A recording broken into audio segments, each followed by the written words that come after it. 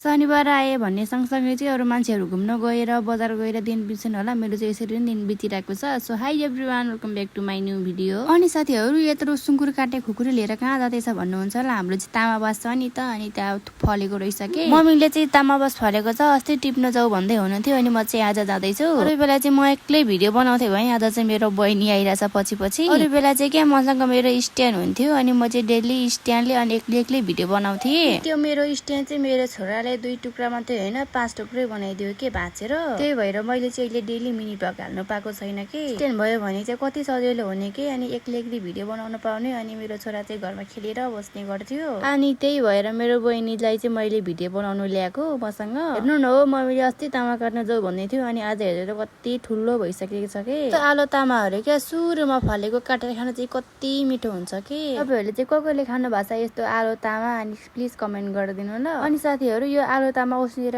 पकाएर खानु चाहिँ मलाई कति धेरै मनपर्छ कि। पुरो भएको थियो नि त यता नआएको, अनि यस्तो हेरेको त तामा बसेर, अनि आज मात्रै आएको थिएँ, अनि हेर्नु कति धेरै घारी घारी भएछ कि। यो चाहिँ सुरुमा फलेको एउटा रहेछ, अनि मसिनो मसिनो चाहिँ झन्नै फलेको रहेछ कि। भित्र अलि भित्र रहेछ, अलि देखिने बेला भएको छैन। बाबाले चाहिँ भन्दै हुनुहुन्थ्यो तिमीहरूले काट्नु जान्दैन, म काट्छु भन्दै भन्नुहुन्थ्यो। अनि बाबा चाहिँ बाख्रा चराउनु भएको थियो, अनि म चाहिँ मुखपति रानी तामा काट्न लाग्दैछु। यो चाहिँ तामा काटेको पनि फर्स्ट टाइम हो, अनि मैले चाहिँ अहिलेसम्म काटेको पनि थिएन। अनि मेरो बाबाले चाहिँ मलाई काट्न पनि दिनुहुन्न कि, राम्रो काट्दैन, काट्नु जान्दैन भनेर। अनि मैले चाहिँ फटाफट तामा काट्न थालेँ, अनि यसलाई चाहिँ पुरै तासेर, अनि भित्र चाहिँ इत्रो हुन्छ कि। हेर्नु न, त्यहाँ खासै इत्रो त थिएन, ठुलै थियो। अनि यसलाई चाहिँ लगेर मस्त परेर पर भुटेर खानुपर्ने हुन्छ। यस्तो सिजनहरूको खानेकुराहरू फलहरू चाहिँ मलाई कति धेरै मनपर्छ कि। तामा काटेर ल्याएर यहाँ बाटोमा राखेर, अनि हामी चाहिँ जाँदैछु कटर खोज्नलाई। आजकल चाहिँ थुप्रो भयो नि त, म यता आएको थिएन। आजकल चाहिँ म आफ्नै कार्य व्यस्तताले कहाँ हिँड्नै पाएको थिएन, भ्लग पनि बनाउनु पाएको थिएन। म अगाडि हिँड्दै थियो त बहिनी त पुरा लडी पो रहेछ क्या। अनि हामी चाहिँ आयौँ खेततिर। चाहिँ अस्ति मस्याङ रोपेको थियो नि त, अनि कस्तो भएछ भनेर हेर्नको त कति मजाले बोलाएछ कि। हामी चाहिँ तल गोठा जान लागेको कि, अनि हिँड्दा हिँड्दै मेरो त चप्पलै चुटिरहेको। हेर्नु न, त्यहाँ आजकल चाहिँ पानी परेछ नि त, अनि यत्रो पानी परेर चिप्लो भएर हेर्नु न, मेरो चप्पलै पुरा 2 टुक्रा भइदिएर कि। अब के लाएर हिँड्नु चाहिँ म कहाँ जानुपर्ने, म चाहिँ खाली खुट्टा हिँड्नु पर्ने हुन्छ।